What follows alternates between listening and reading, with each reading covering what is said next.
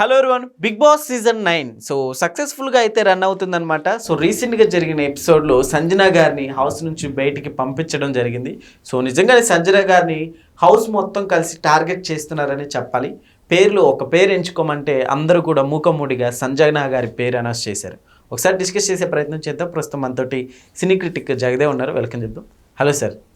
Sir, Bigg Boss నిజంగానే సక్సెస్ఫుల్గా run అవుతుంది సార్. వీళ్ళందరిలో కాస్త యాక్టివ్గా ఉన్న సంజన గారిని బయటికి పంపించడానికి హౌస్ మేట్స్ చూడడం జరిగింది. ఏంటి సార్ అసలు? నేను లాస్ట్ ఎపిసోడ్ చూశాను, అదైతే నాకేం అనిపించలేదు. మేబీ ప్రియా కాదు, కొత్తగా ఒక కంటెస్టెంట్ అగ్ని పరీక్ష నుంచి లోపలికి ఎవరికైతే తక్కువ ఓట్లు వచ్చాయో ఆవిడే లోపలికి వచ్చారు కాబట్టి ఆవిడ ఈరోజు ర్యాంకింగ్ ఇస్తున్నారు. బట్ సంజన అవుట్ అవుతారని అనుకోవట్లేదు. మేబీ ప్రియా కానీ లేదంటే పవన్ కళ్యాణ్ కానీ శ్రీజ కానీ వీళ్ళలో ఎవరో ఒకరు వెళ్ళిపోయే ఛాన్సెస్ ఉన్నాయని నాకు అనిపిస్తుంది. మేబీ చెప్పలేం. బిగ్ బాస్ రూల్స్ రెగ్యులేషన్స్ ఎవరు ఏంటి అలా అనుకుంటే లాస్ట్ సీజన్స్లో శివాజీ గారు హయ్యెస్ట్ ఓటింగ్ వచ్చినా ఆయన కూడా లాస్ట్ వరకు ఉండలేదు. వాళ్ళు ఏ పరంగా వాళ్ళు మీరు బాగా ఆడుతున్నారు బట్ ప్రేక్షకులు మీకు ఓటేయలేదు అన్నట్టు చెప్పేస్తున్నారు. కానీ సో కాబట్టి అంటే ఎగ్జాంపుల్ చెప్తాను, బిఫోర్ లాస్ట్ సంథింగ్ శివాజీ గారు వచ్చారు, ఈ యాక్టర్ శివాజీ గారు. నేను చెప్పనివ్వండి.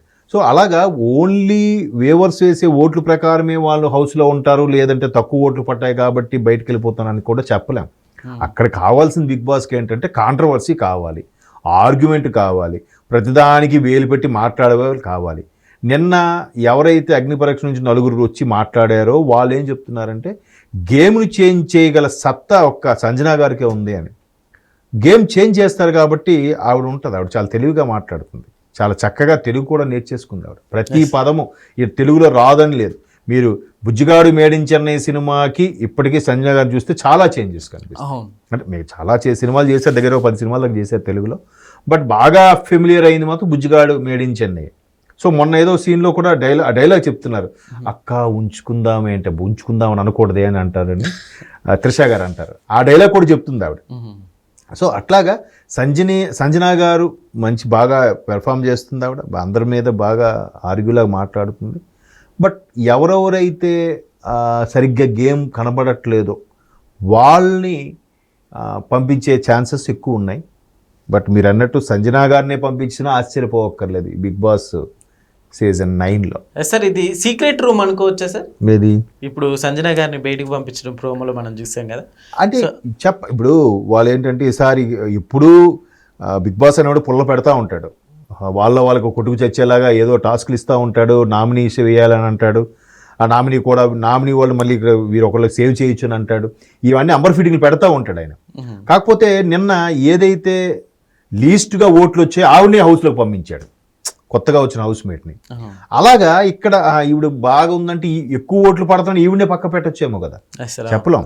Big Boss decision final. అక్కడ వాళ్ళ ఒప్పందం ప్రకారము వాళ్ళ ప్రోగ్రామ్ డిజైన్ ప్రకారం బిగ్ బాస్ అనేవాడే ఒక వాయిస్ రూపంలో వినిపిస్తుంది. ఆ పర్సన్ ఎవడు మనకు తెలియదు, ఆయన ఒక వాయిస్, ఆయనే బిగ్ బాస్. ఆ బిగ్ బాస్ అనేవాడు ఏం చెప్తే అదే final. Even Bigg Boss Nagarjuna గారికి ఏం సజెస్ట్ చేస్తే నాగార్జున గారు అదే మాట్లాడాలి.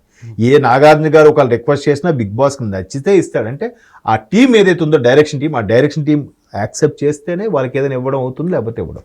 అది కూడా రేటింగ్ బాగా పెరుగుతుంది, వ్యూవర్షిప్ వస్తుంది అంటేనే ఆ డైరెక్షన్ టీం అలా దొరుకుతుంది. బనిజా ఎవరో ఉన్నారు కాన్సెప్ట్ రెడీ చేస్తున్నారు బిగ్ బాస్ కాన్సెప్ట్.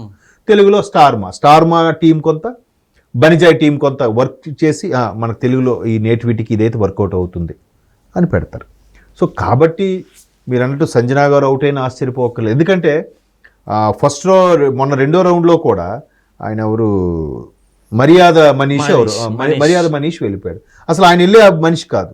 ఆయనకన్నా లీస్ట్గా ఆయన ఎవరు లోరానా ఏం పేరు ఉంది ఆవిడ, ఫ్లోరా అయినా వెళ్ళాలి. లక్స్ పాప ఆవిడేనా? ఆశా షైని కదా ఆవిడ పేరు. సరే, లక్స్ పాప అంటే లక్స్ పాప సాంగ్ చేశారు కదా. అవును, ఆశా షైని ఆవిడ. ఆవిడే ఇప్పుడు సన్నంగా అయిపోయారు అట్లా. ఓకే, బయట అంటే లక్స్ పాప లాగా పిలుస్తున్నారు. ఆవిడ పేరు ఆశా షైని యాక్చువల్గా, అప్పుడు స్క్రీన్ నేమ్. ఇప్పుడు పేరు మార్చుకున్నారేమో ఆవిడ. సో మొత్తానికి మరి ఆవిడ ఏం ఆడుతుంది అసలు? మొన్న గేమ్లో శ్రీజ తను సపోర్ట్ చేసుకుని బాల్ బయట పెట్టారు, కానీ బాగా ఆడింది తను రీతు చౌదరి.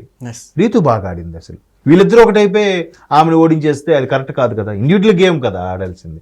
సో ఆవిడ బయటకు వెళ్ళిపోద్దేమో అనుకున్నా ఆవిడ, ఎందుకంటే ఆవిడ ఒక రోజు జైల్లో కూడా ఉంది బిగ్ బాస్ హౌస్లో. ఆవిడ కదా బయటకు వెళ్ళాలి, ఆవిడ వెళ్ళలేదేంటి, ఆవిడ సేఫ్ జోన్లో ఉండడం ఏంటి? కాబట్టి బిగ్ బాస్లో ఎప్పుడు రణరంగం అంటాడు కాబట్టి బాగా ఆడేవాళ్ళు వెళ్ళిపోవచ్చు, బిగ్ బాస్కి నచ్చని వాళ్ళు వెళ్ళిపోవచ్చు, లేదా వరస్ట్గా లీస్ట్గా ఓట్లు ఉన్న ఉండొచ్చు, హైయెస్ట్ ఓట్లు వచ్చిన వాళ్ళు బయటకు వెళ్ళిపోవచ్చు, ఏదైనా సాధ్యమే. ఎందుకంటే అక్కడ కాంట్రవర్సీ గొడవ బాగా ఇప్పుడు హరీష్ ఎవరు ఉన్నారు ఆయన, మరి ఆయన కూడా అందరితో ఆర్గ్యూ చేస్తున్నాడు. ఆయన మాట అంటే పడడంటే ఎట్లా అవుద్ది? బిగ్ బాస్లో అందరూ కలిసి ఉండాలి. ఎవడో ఒకటే సరదాగా మాట అంటారు, ఈయన జోక్లేజ్ కానీ ఈయన మీద ఎవడేస్తే తీసుకోలేడట. మరి అలాంటి ఆయన ఎందుకు వెళ్ళలేదు? ఆయన ఇంకా ఉన్నాడు సేఫ్ జోన్లో. ఇప్పుడు 3వ వారం కూడా సంజనా గారి పేరు వినిపిస్తోంది, లేదా డాక్టర్ ప్రియా పేరు వినిపిస్తోంది, లేదా శ్రీజ పేరు వినిపిస్తుంది, లేదా పవన్ కళ్యాణ్ పేరు వినిపిస్తుంది, కానీ సంజనా గారి పేరు వినలేదే. సడన్గా సంజనా గారి పేరు మీ మీడియా వరకు వచ్చిందంటే ఏదో మతలబు జరగబోతుంది. మరలా వారే ఎవరికి? టెనెంట్స్కి, ఓనర్స్కి కదా. కాబట్టి చెప్పలేం ఏది. మీరు అన్నట్టు సంజనా గారు వెళ్ళిపోయినా ఆశ్చర్యపోనక్కర్లేదు, లేదా సంజనా గారు బేబీని విడిచిపెట్టి వచ్చింది కాబట్టి లేదు నేనే త్వరగా వెళ్ళిపోతాను, నాకు ఏదైనా సోర్సెస్ చూపించాను అంటే, అలా బిగ్ బాస్ బయట ఆ స్క్రీన్లో ప్రేక్షకులకి తెలియక ఉండడం కోసం ఒక రకమైన గేము డ్రామా ప్లే చేసి బయటకు పంపించవచ్చు ఆవిడ రిక్వైర్మెంట్, ఆవిడ రిక్వెస్ట్ బట్టి. కాబట్టి బిగ్ బాస్ అనేదే అసలు అదో కింతిరి జంతర్ మంతర్ గేమ్ లాంటిది. అది చాలామందికి నచ్చదు. ఇప్పుడు నేను కూడా ఇట్లా మాట్లాడాల్సి వస్తుంది కాబట్టి అప్పుడప్పుడు ఏదో ఫార్వర్డ్ చేసేస్తూ వాటిలో సైట్లో చూసుకొని మాట్లాడుతానే తప్ప ఫుల్ ఫ్లెడ్జ్డ్గా అయితే ప్రోగ్రామ్ చూడడానికి నచ్చదు నాకు ఎందుకో. బట్ ఇలాంటివే ఒక మనోభావాలు దెబ్బతినేలాగా, ఇప్పుడు గేమ్స్ కొంతమంది బలంగా ఉండేవాళ్ళు అంటారు, అలాంటి గేమ్స్ బలంగా ఉన్న వాళ్ళు గెలుస్తారు. అలా కాకుండా అందరికీ బుర్రతో పదును పెట్టేలాగా ఒకేలాంటి గేమ్స్ పెడితే అందరూ పార్టిసిపేట్ చేయగలిగేలాగా పెడితే బాగుంటుంది.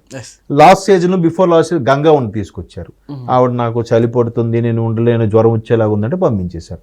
ఆవిడని తీసుకోవడం అనవసరం కదా, ఆవిడ ఏ గేమ్ ఆడగలదు, ఆవిడ ఏం పార్టిసిపేట్ చేయగలదు? ఏదో ఆ సెలబ్రిటీగా గుర్తింపు ఉంది కాబట్టి తీసుకొచ్చేసారు. కానీ ఒక సెలబ్రిటీ ఒకే రకం ఇప్పుడు గేమ్స్ ఒకే రకమైనవి ఇస్తే బాగుంటుంది. ఒకటికి కుస్తీ పట్లు గేము, ఒకటి నుంచి లాక్కునే గేము, ఇంకోటి దాన్ని పీక్కునే గేము, పైకెక్కి తాళ్లతో పడిపోయే గేము, ఇట్లాంటి గేమ్లు అన్ని వయసు వాళ్ళు ఆడలేరుగా. మరి అటప్పుడు అదేం అందరినీ ఒక లిమిటెడ్ ఏజ్ వాళ్ళకి తీసుకుంటే సరిపోద్ది. 30 నుంచి 40 ఏళ్ళ మధ్యలో ఉన్న వాళ్ళను, లేదా 20 నుంచి 30 ఏళ్ళ మధ్యలో ఉన్న వాళ్ళను అట్లా పాడుతా తీగ ప్రోగ్రామ్స్, లిటిల్ జూనియర్స్, సారీగామ అలాంటి తీసుకుంటారు కదా, ఒక ఏజ్ గ్రూప్ వాళ్ళు తీసుకుంటే వాళ్ళ పోటీ అనేది బాగుంటుంది, నడుస్తుంది. మనలాంటి వాళ్ళు చూస్తున్నారు, ఆడికి హ్యాపీ కలెక్షన్ పేమెంట్లు వస్తున్నాయి కాబట్టి నడిపిస్తారు. ఇంకెన్ని వార్లో ఎన్ని అసలు డైరెక్ట్ చెప్పారు కదా రణరంగమే అని నాగార్జున గారు. ఇంకా రోజు రణరంగం మనం చూడాల్సిందే. రేపు వీకెండ్లో చూద్దాం, మీరు అన్నట్టు సంజన అవుతారా ఇంకెవరు ఎలిమినేట్ అవుతారో wait and see. Okay sir, thank you.